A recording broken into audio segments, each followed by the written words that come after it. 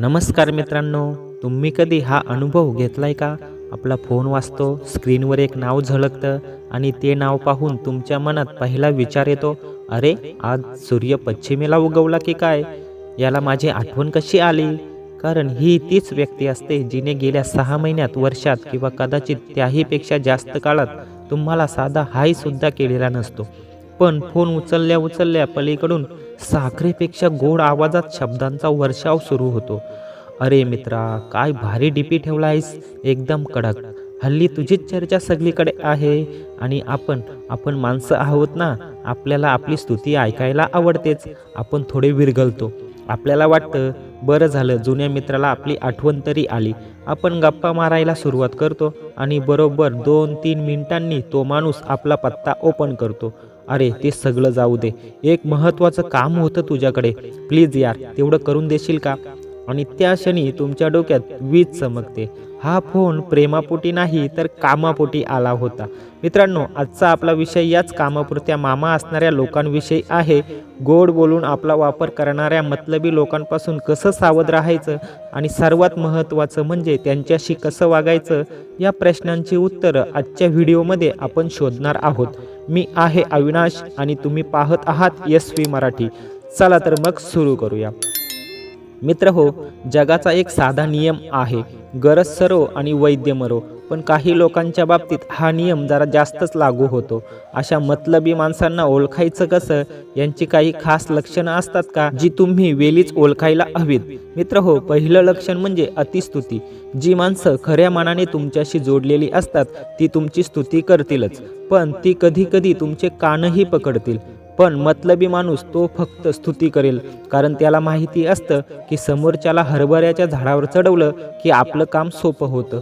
त्याचे संवाद बघा, तुझ्याशिवाय हे कोणालाच जमणार नाही, तूच माझा खरा मित्र आहेस, तुझा वशिला लावला तर काम नक्की होईल. हे शब्द प्रेमाचे नसतात. हे शब्द म्हणजे तुम्हाला अडकवण्यासाठी टाकलेलं जाळं असतं. मित्र हो, दुसरं लक्षण, ते फक्त स्वतःबद्दल बोलतात. तुम्ही कधी मार्क केलंय का? जेव्हा ते फोन करतात तेव्हा तुमचं काय चाललंय, तुम्हाला काही अडचण आहे का, हे ते कधीच विचारत नाही. संभाषणाचा केंद्रबिंदू फक्त त्याची अडचण आणि त्याचं काम हेच असतं. मित्र हो, तिसरं सर्वात मोठं लक्षण म्हणजे तुमच्या गरजेच्या वेळी यांचा पत्ता नसतो. तुम्ही त्यांच्यासाठी 10 वेळा धावून जा, पण ज्या दिवशी तुम्हाला त्यांची गरज पडेल त्या दिवशी यांचा फोन नॉट रिचेबल किंवा त्यांच्याकडे 1000 बहाणे तयार असतील. तर मग मित्रांनो, आता प्रश्न पडतो, आपण अशा लोकांच्या जाळ्यात का अडकतो? कारण आपण भावनिक आहोत. आपल्याला नाही म्हणता येत नाही. आपल्याला वाटतं जाऊ दे ना, काम करून दिलं तर काय बिघडतंय, मैत्रीत हिशोब कसला करायचा. पण मित्रांनो, इथेच थांबा. स्वतःला एक प्रश्न विचारा, ही मैत्री आहे की व्यवहार? मैत्री दोन्ही बाजूनी असते. जर फक्त तुम्हीच देत असाल आणि समोरचा फक्त घेत असेल तर ती मैत्री नाही, ते शोषण आहे. अशा लोकांपासून सावध राहणं गरजेचं आहे, कारण हे लोक तुमची ऊर्जा शोषून घेणारे लोक असतात.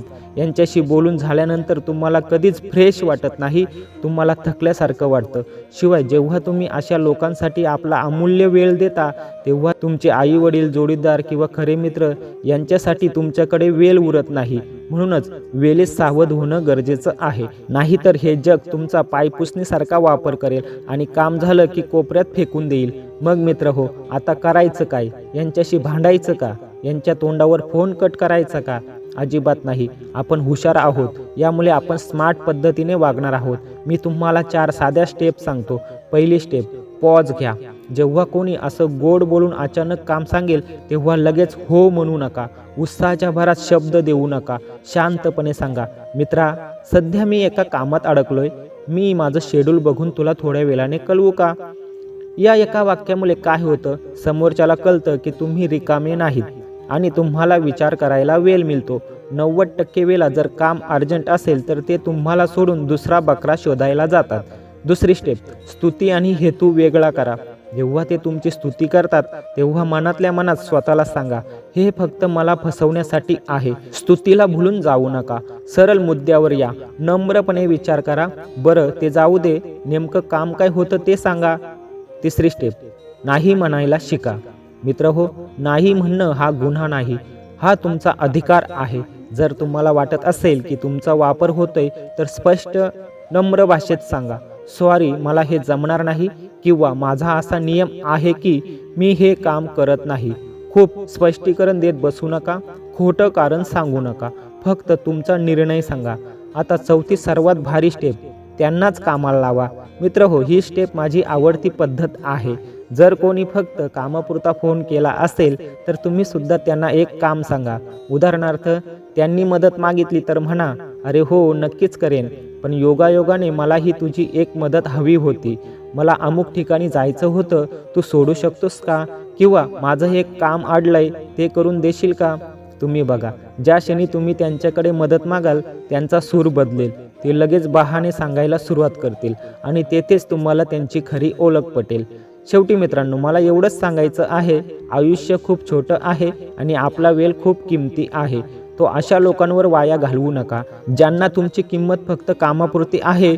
चाणक्य सुद्धा म्हणून गेले आहेत, अति सरळ असणं हे सुद्धा धोक्याचं आहे, कारण जंगलात सरळ झाडेच आधी तोडली जातात. म्हणून थोडे वाकडं व्हायला शिका.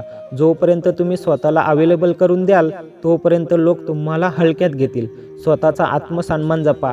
जे लोक तुमच्या सुखदुःखात, अडचणीत आणि आनंदाच्या काळात कोणतंही काम नसताना तुमच्या सोबत उभे असतात त्यांना जपा. तीच तुमची खरी संपत्ती आहे. बाकी कामापुरत्या मामांना लांबूनच राम राम केलेला बरा. तुम्हाला काय वाटतं? तुमच्या आयुष्यात असा कोणता अनुभव आलाय का? किंवा तुमच्याकडे अशा लोकांना हँडल करायची एखादी वेगळी ट्रिक आहे का? खाली कमेंट बॉक्समध्ये नक्की सांगा, मला वाचायला आवडेल. जर हा व्हिडिओ तुम्हाला मनापासून आवडला असेल तर लाईक करा. हा व्हिडिओ तुमच्या साध्या बोल्या मित्रांना नक्की शेअर करा जो नेहमी लोकांच्या गोड बोलण्याला फसतो. आणि हो, अशाच लाईफ चेंजिंग व्हिडिओसाठी आपल्या चॅनेलला सबस्क्राईब करायला विसरू नका. भेटूया पुढच्या व्हिडिओमध्ये. तोपर्यंत स्वतःची काळजी घ्या आणि स्वतःची किंमत ओळखायला शिका. धन्यवाद.